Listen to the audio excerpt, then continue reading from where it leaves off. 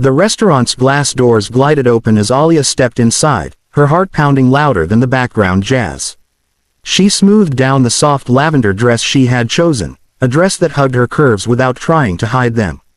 Tonight mattered. Her best friend had promised this blind date was different, someone kind, someone who doesn't judge books by their covers. Her palms were damp. She adjusted her scarf, checked her phone one last time, and whispered to herself, "You can do this." Scanning the room, she spotted him at a corner table, Armin. He was tall, neatly dressed in a crisp white shirt, scrolling casually through his phone. Alia's chest tightened. He looked exactly like his photos, maybe even more handsome. A small hope fluttered inside her. Maybe this time would be different. She walked over, forcing a smile. "Hi, Armin, I'm Alia," she said softly. Armin looked up, and the transformation in his expression was immediate. The polite smile he had been wearing evaporated. His eyebrows furrowed, and his eyes flicked over her body with thinly veiled disappointment.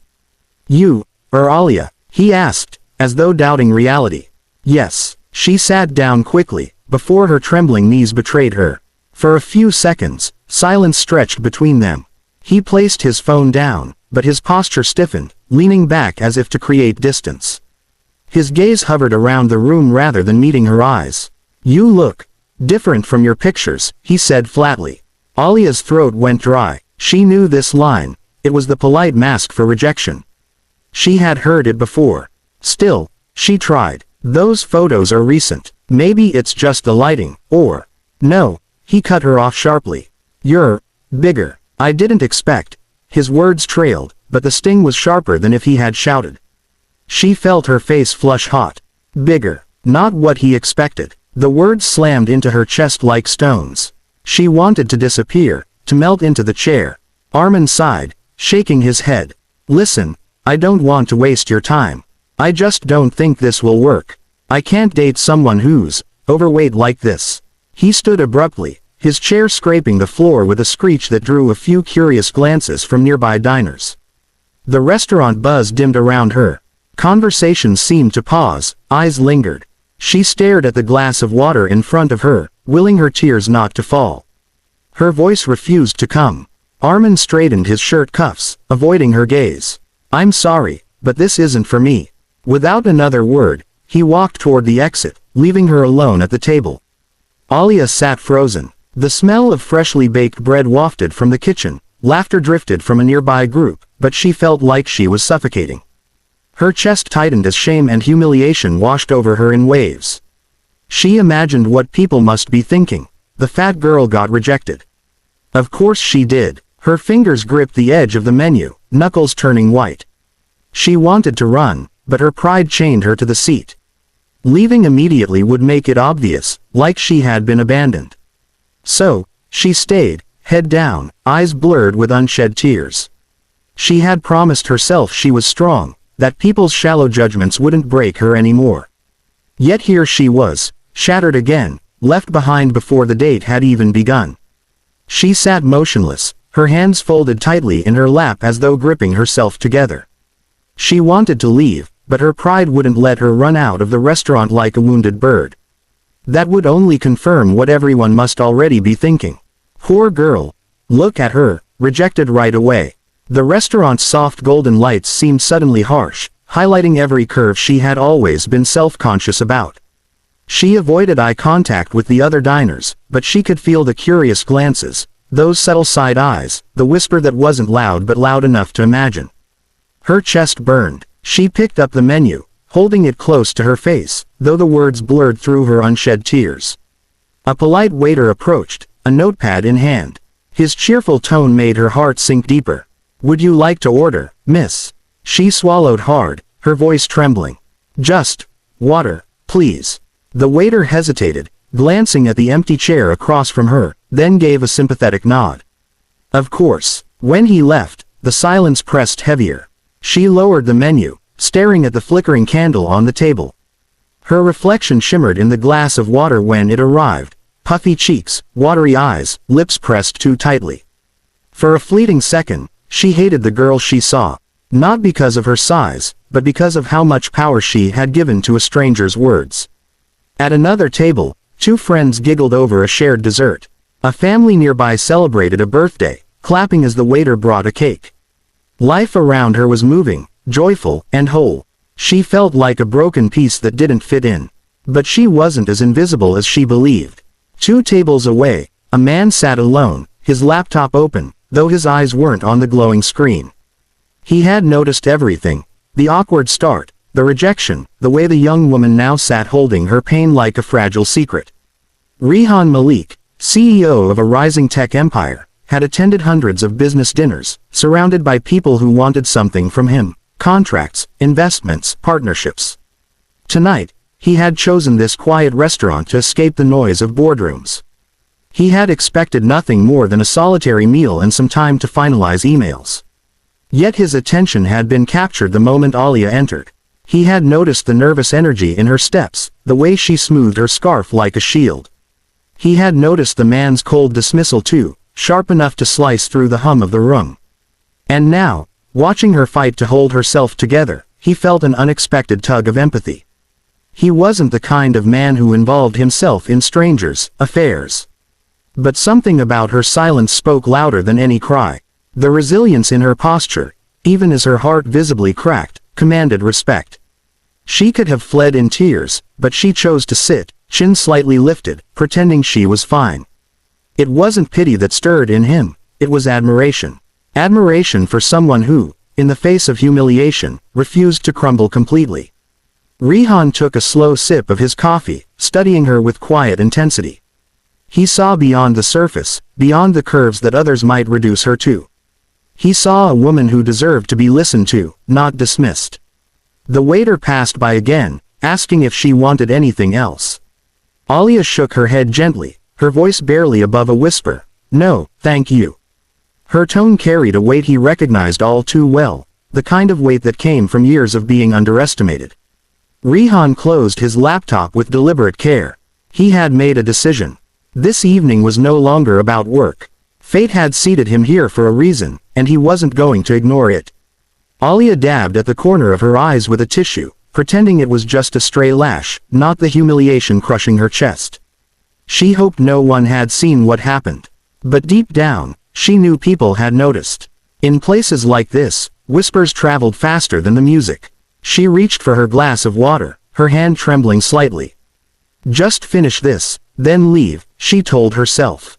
"Don't give anyone more reason to stare." "Excuse me." The voice startled her. She looked up quickly, her heart thudding. Standing by her table was a man she hadn't noticed until now. Tall, composed, dressed in a navy suit that looked like it belonged in glossy magazines. His presence was calm yet commanding, the kind that naturally drew attention without demanding it. For a fleeting second, she thought he might be a manager coming to apologize for her ruined evening. But his expression was different. Not pity, not amusement. Something steadier. "Would you mind if I sat with you?" he asked gently. Alia blinked, her defenses instantly rising. She almost said no. Was this some cruel joke? A stranger swooping in after seeing her rejection?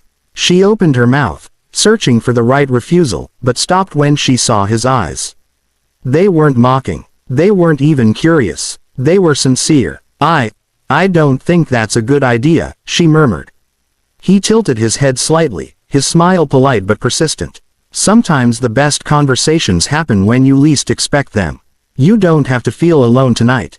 Her pride warred with her loneliness.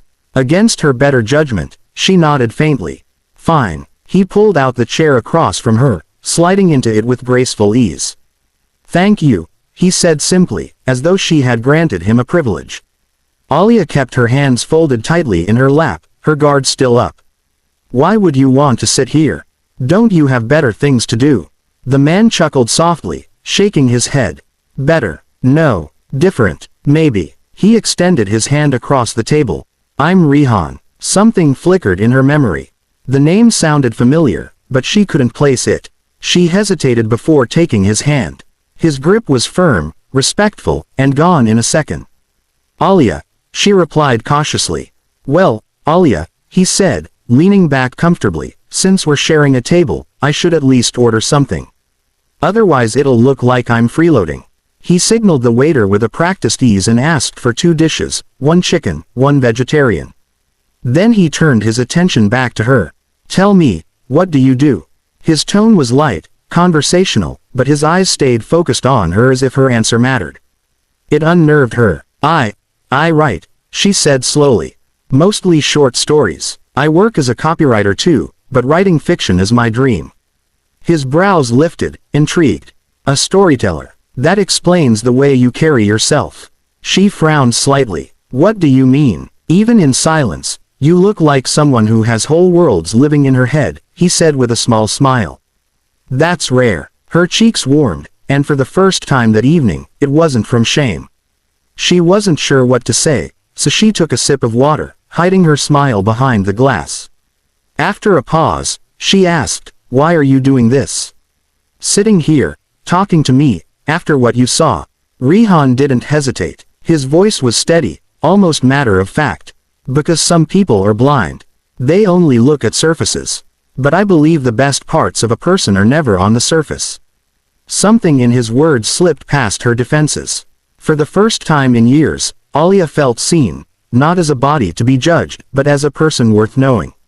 And in that quiet corner of the restaurant, a spark lit between two strangers, unexpected, unplanned, but impossible to ignore.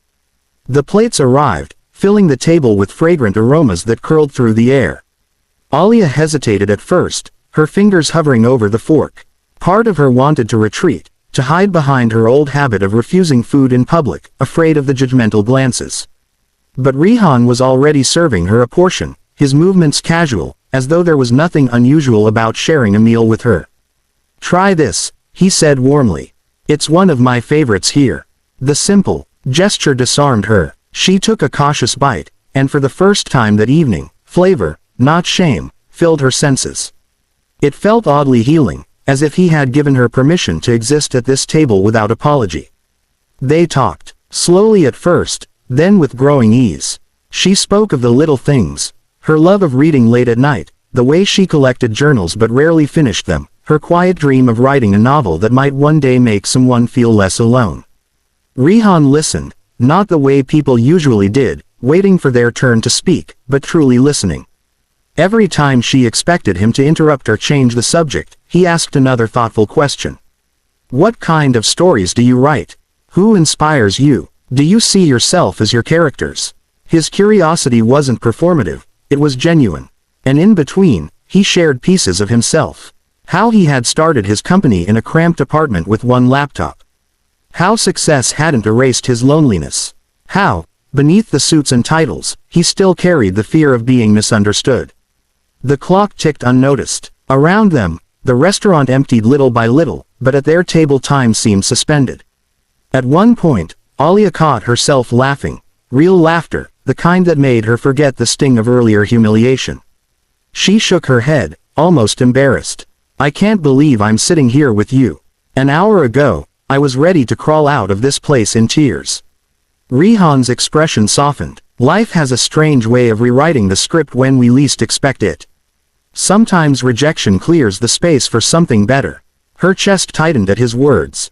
She wasn't ready to believe in fairy tales, but there was a sincerity in his voice that left her speechless. The waiter approached to clear the plates, leaving behind the check discreetly tucked in a folder. Rihan slid it toward himself before she could protest. "You don't have to," she began. "I want to," he said firmly, his gaze holding hers. "Tonight isn't about debts. It's about beginnings." He reached into his jacket and pulled out a card. The embossed letters gleamed softly in the candlelight. Rihan Malik, CEO.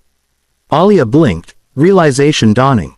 That was why the name had felt familiar. She had seen his face in business magazines, scrolling across headlines on her news feed. Yet here he was, speaking to her not like a powerful figure, but like an equal. "I'd like to continue this conversation," he said, his voice calm but deliberate. "Not as business, not as CEO and stranger. Just as two people who met by chance and decided not to waste it." Her fingers trembled slightly as she took the card. A part of her still doubted, still whispered that this was too good to be true.